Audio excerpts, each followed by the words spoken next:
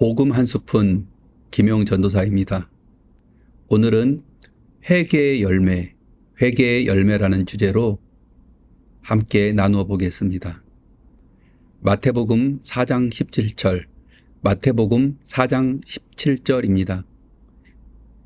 이때부터 예수께서 비로소 전파하여 이르시되 회개하라 천국이 가까이 왔느니라 하시더라. 예수님의 공생의 시작을 회개하라로 시작합니다. 천국의 문을 여는 회개. 성경이 말하는 회개는 또한 하나님 우리 아버지께서 진정 원하는 회개의 모습은 과연 어떤 것일까요? 회개는 히브리어로 슈브라는 단어인데 옛 집이 불타 없어졌다. 다시 말해 진정한 회개는 돌아갈 옛집이 불타 없어진 것입니다. 또한 회개는 헬라어로는 메타노이아입니다. 메타는 뒤에, 이후에 라는 뜻이 있고요. 노이아는 후회하다, 깨닫다라는 뜻의 합성어입니다. 그래서 메타노이아는 어떤 일이 일어난 이후에 깨닫다, 어떤 일이 일어난 후에 후회하다라는 뜻입니다. 그래서 이것은 무슨 말이냐면 이 메타는 뭐냐면 이 어떤 일은 뭐냐면 메타는 예수를 만난 이후에, 그리고 노이아는 깨닫게 된다. 그래서 합쳐보면 예수를 깊이 만난 후에 깨닫게 된다라는 말입니다. 베드로를 보겠습니다. 그물에 가득 올라오는 물고기를 통해 예수님을 깊이 만나게 됩니다. 그 이후에 베드로는 회개의 고백을 합니다. 누가복음 5장 8절 주여 나를 떠나소서 나는 죄인이로소이다. 네, 베드로의 그 회개의 시작은 예수님을 만난 이후였던 것이죠. 그래서 회개의 진정한 모습은 헬라어로 보면 예수님을 만난 이후, 네, 깨닫게 되었다라는 뜻이기도 합니다. 그렇다면 하나님 아버지 관점에서 회개를 한번 생각해 보겠습니다. 누가복음 15장 20절, 우리가 너무나 잘 아는 탕자 얘기입니다. 누가복음 15장 20절, 이에 일어나서 아버지께로 돌아가니라. 아직도 거리가 먼데 아버지가 그를 보고 측은히 여겨 달려가 목을 안고 입을 맞추니. 여기서 진정한 회개는 아버지께로 돌아가는 것입니다. 이런 말이 있죠. 탕자의 실패는 아버지의 기도 응답이다. 탕자의 실패는 아버지의 기도 응답이라는 말이 있습니다.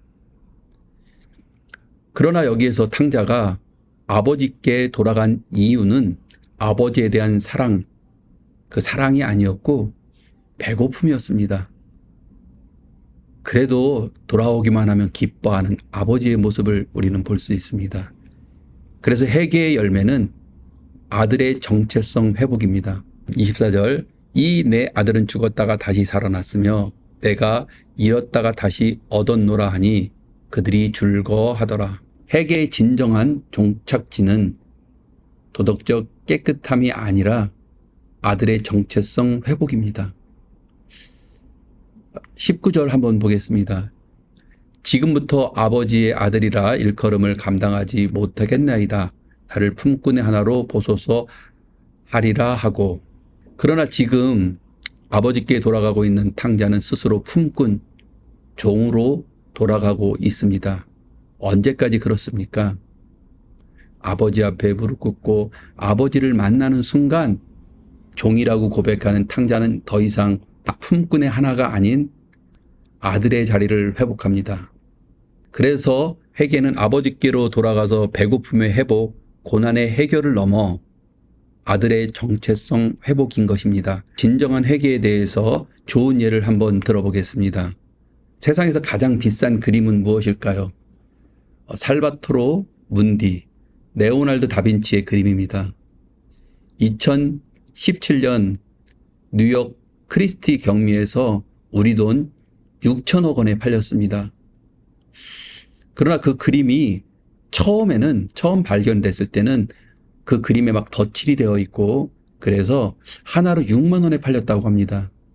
그러나 2011년 6년간의 복원을 걸쳐서 레오나르도 다빈치의 진품이라는 것을 판정받게 되고, 그리고 그 이름을 남자 모나리자라고 해서 우리나라 돈 6천억 원, 세상에서 가장 비싼 그림이 됐습니다.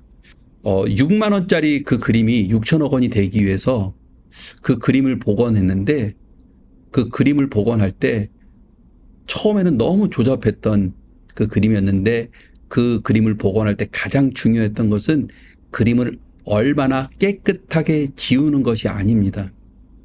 그림 복원은 오랜 시간이 걸리고, 그래서 덧칠된 그림만을 지우고 원래의 그림을 명확하게 나타내는 것에 그 목적이 있습니다. 그래서 원래의 그림이 나타날 때 그 그림은 더 이상 조잡한 그림이 아닌 레오나르도 다빈치의 진품이 되고, 그 값을 헤아릴 수 없는 가치를 갖게 됩니다. 회개의 목적. 회개의 목적도 이와 같습니다.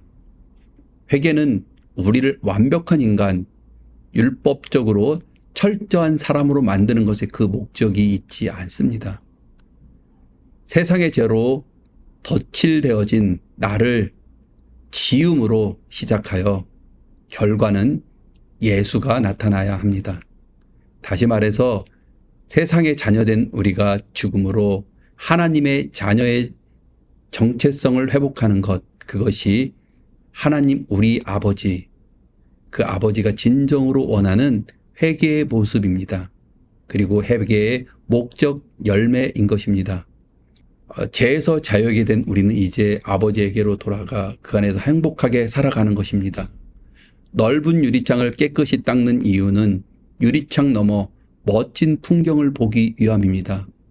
이제 회개를 통해 하나님 우리 아버지의 얼굴을 마주하며 그 속에서 살아가는 자녀의 풍성함을 만끽하며 누려야 할 것입니다.